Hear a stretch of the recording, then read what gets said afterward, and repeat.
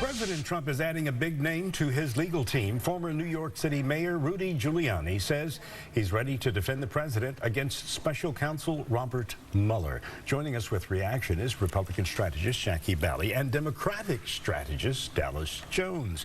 Good morning to you both. Thanks for being here. Good morning. Is this a good move? Yes, it is.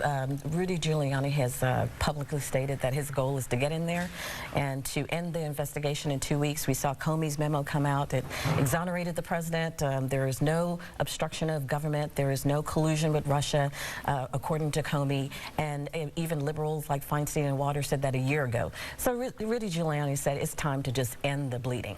Well, the truth of the matter is Rudy Giuliani doesn't have that power. He works for the president, and there's an investigation going on now. I would respectfully disagree that these memos have exonerated the president when it certainly talks about a softness towards Russia and towards Putin. I think what Comey wrote in the memo was that the president would not be critical of Vladimir Putin, not only in public, but in private as well. These raise some serious questions about his dealing as these things continue to pile on. And I think it speaks to why they want to end the investigation in the first place. With Giuliani's experience as an assistant U.S. attorney, well, I should say U.S. Attorney General at one time, and then also U.S. Attorney up in the state of New York, is this going to help him against someone who is basically the U.S. Attorney right now in this investigation? Well, of course, because Giuliani knows the State Department very well, DOJ, and we've unfortunately seen some shady dealings going on the last year or the year before,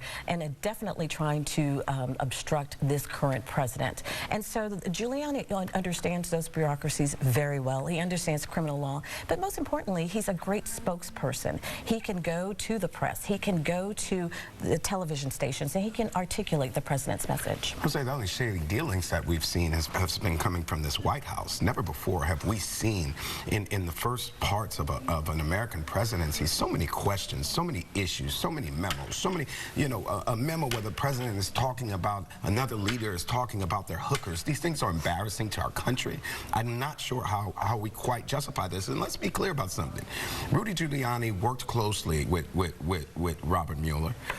And so they're banking on that relationship and hoping that they can lean on that relationship to help put some pressure to end this investigation.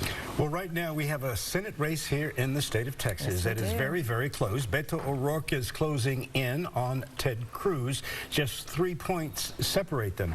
How do you see this dogfight? Well, I think it's a great sign for Democrats in a very tough state. I think it speaks to the climate of what's happening around the country. There's still a ways to go. This poll, if you looked at it, it really looked at the overall registered voters, which tends to skew more towards Democrats. And so the good news for Beto O'Rourke is that independents are overwhelmingly breaking 3-1 in his favor. And so we understand that it's an uphill climb here in Texas, where we have, as Democrats, no statewide offices, but this is looking extremely promising for Beto. So the Secretary of State office, they've released the numbers, and Senator Cruz received 1.3 million voters in the primary in March, and Beto O'Rourke received 600,000. That's a large gap to try to overcome. In fact, Senator Cruz received more votes in his primary than all of the Democratic primary candidates combined. Again, that's a very difficult number to overcome. Senator Cruz will be the victor in this race.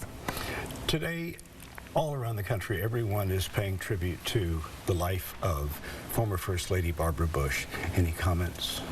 Well, her legacy of literacy and giving back to the community stands so strong. You see Democrats, you see Republicans praising her. And she has great taste in television stations because she watches Fox, and she liked me as her political analyst. Well, that's one place we agree. And Barbara Bush has been a national treasure. She's served our country honorably as First Lady, and the Bush family have done their best to try to contribute to our great society. And so I think finally we can end on a place of agreement. That is a tragic loss for our city and our country. Yes, it is. Thank you so very much for your comments. Thank you. And we'll be back with more right after this.